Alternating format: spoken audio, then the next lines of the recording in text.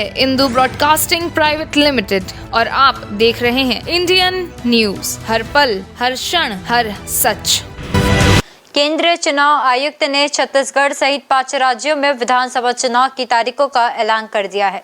मध्य प्रदेश, राजस्थान, तेलंगाना और मिजोरम में एक व छत्तीसगढ़ में 2 अलग तिथियों में चुनाव होंगे और सभी विधानसभा चुनाव के नतीजे 3 दिसंबर को आएंगे। मुख्य चुनाव आयुक्त राजीव कुमार ने सोमवार को पत्रकार वार्ता लेकर बताया कि छत्तीसगढ़ में 7 और 17 नवंबर, मध्य प्रदेश में 17 नवंबर, मिजोरम 7 नवंबर, तेलंगाना 30 नवंबर और राजस्थान में 23 नवंबर को चुनाव होने की घोषणा की है। चुनाव आयुक्त का कहना है कि इन 5 राज्यों की 679 विधानसभा सीटों पर 1 करोड़ 2 लाख पुरुष और 7 करोड़ 8 लाख महिला मतदाता मतदान करेंगे।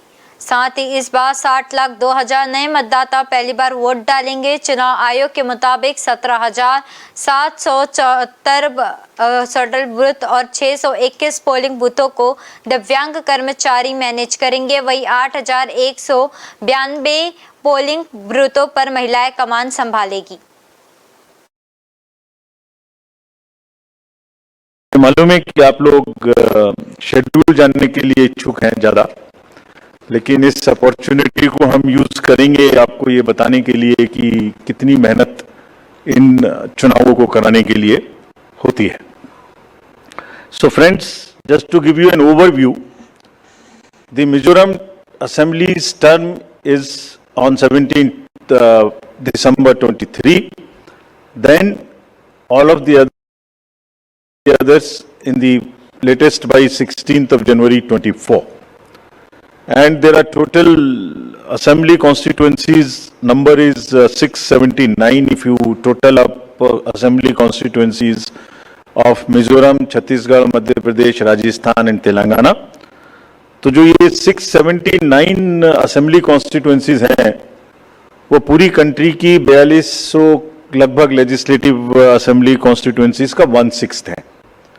और इसी प्रकार से जो 16.14 करोड़ है कंबाइंडली, वो भी लगभग 95 करोड़ वोटर्स के 1/6 है।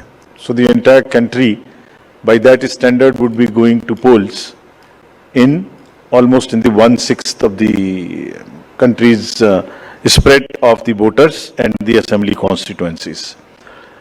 The general overview, if we were to give you, is Chhattisgarh 2.03, Madhya Pradesh 5.6, Rajasthan 5.2, Telangana 3.17, and total voters in these states would be totaling to 8.2 crore male and 7.8 crore female voters. Very interesting fact is that first time voters in these states would be 60.2 lakhs. I would elaborate on this point little later when I come to that.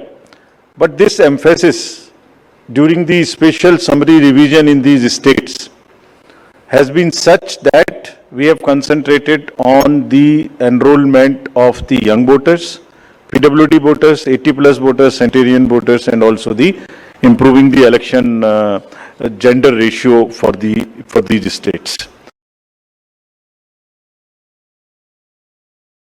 New videos की update पाने के लिए subscribe करें Indian news को और bell icon को दबाएं।